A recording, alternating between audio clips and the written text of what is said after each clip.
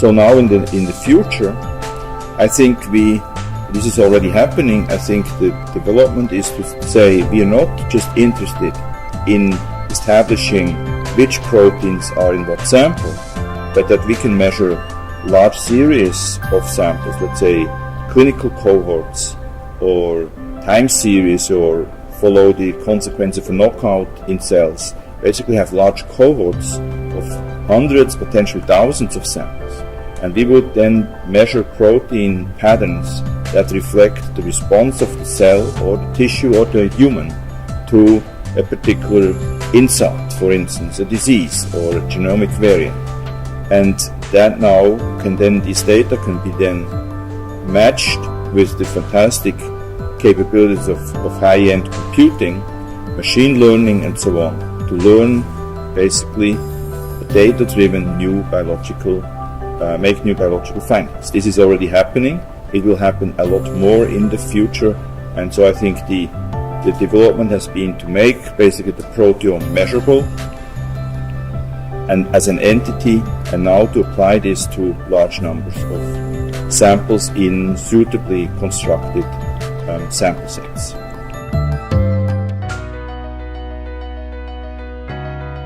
Spectrometry is actually a relatively young science, and mass spectrometry applied to analyze proteins in clinical samples is even a younger part of that young family. There are growing pains, and 20 years ago, when we first started applying mass spectrometry to analysis of proteins, we tripped and stumbled quite a bit, like a toddler learning to walk. And some of the community hasn't realized how far we've gone and how far advanced we are and how mature the science is and how much better we are at reproducibility and robustness. The answer to my earlier question about what's the biggest advance in proteomics, and that is the reliability, the reproducibility of the quantification. That's really more important than sensitivity. People have to have confidence in our measurements, and people are just more familiar with antibody-based, and it's easier to implement. Mass spectrometry can be scary. Which button do I push? How do I inject? What parameters do I need to set? So I think it's still just a matter of evolution. I think technically we're still handicapped by slow throughput and by the expense and complexity of our instrument. But if we were to focus on targeted mass spec assays that addressed a very defined question, I have every confidence in the ability of engineers to build a black box mass spectrometer that could be as easy to utilize as an ELISA assay. But we need to know what assay we're trying to build.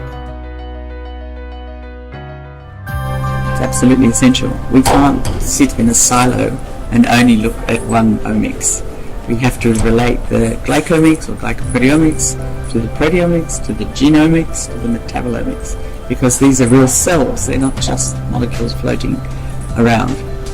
With the glycoproteomics, we need to look at the genomics of the enzymes which synthesize these glycoproteins, the pathways that are involved, the cellular bodies that are involved, and the metabolic outcomes of them.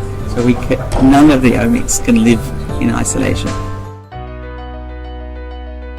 A few words I will speak about the ECR of UPO. It's an early career research initiative initiated by UPO within UPO and with the support and the mentoring of the HPP.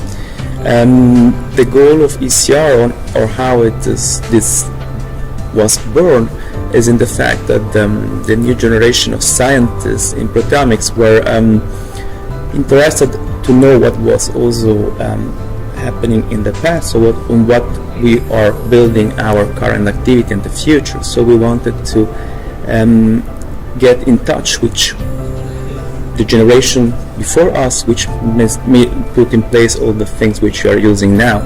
And so we had the chance to interact with them, and we slowly become a platform where we're trying to put together the scientists in proteomics, the young scientists, and connect them with what is going on within this time, but also with the past, and with what will be in the future, we hope. And this is really the scope of our initiative, to connect generation and connect people of the early career stage in their career.